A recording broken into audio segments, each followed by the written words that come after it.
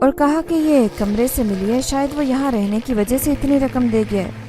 اماں نے وہ رقم مجھے تھما دی اور کہنے لگی، تم اسے پاس رکھو، جب آئے گا تو اسے واپس لوٹا دینا۔ ہم نے اس کی مہمان نوازی کی تھی، اس کی خدمت کی، ہمیں اسے معاوضے کی کوئی توقع نہیں تھی۔ اماں نے سادے سے لہجے میں کہہ کر نماز کی نیت باندھ لی، کیونکہ میرے آنے سے پہلے وہ جائے نماز بچھا رہی تھی۔ اماں کی ہدایت کے مطابق میں نے وہ رقم سنبھال کر رکھی۔ اب مجھے سلمان کا انتظار تھا۔ مجھے تو بھابھی اور بچے کے بارے میں بھی بھول گیا۔ بھائی 4-5 دن بعد واپس لوٹ آیا۔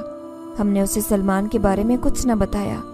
میں نے اشتیاق سے جب اس سے بھتیجے کے بارے میں پوچھا تو بھائی نے بس اتنا ہی کہا کہ وہ ٹھیک ہے اور بھابھی بھی ٹھیک ہے۔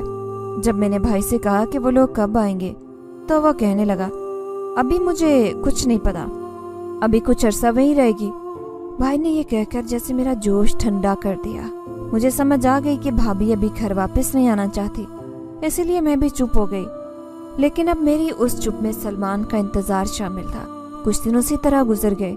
اماں اپنا کام کر رہی تھی اور میں اماں کا ہاتھ بٹا رہی تھی۔ ہم نے سوچا تھا کہ کسی بھی وقت بھابھی کے پاس جا کر خیر خبر معلوم کراتے اور ایک دفعہ بچے کو بھی دیکھ آئیں۔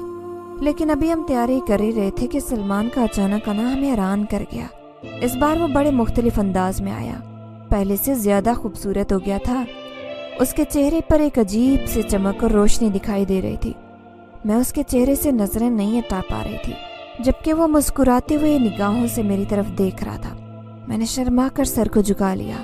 اماں اسے خیریت پوچھنے کے بعد غصہ کرنے لگی، ارے بیٹا، تم یہاں پر رقم کیوں چھوڑ گئے تھے؟ ہم نے تمہاری مہمان نوازی کسی معاوضے کے عوض نہیں کی تھی۔ اماں نے سلمان کو اڑیا ہاتھوں لیا۔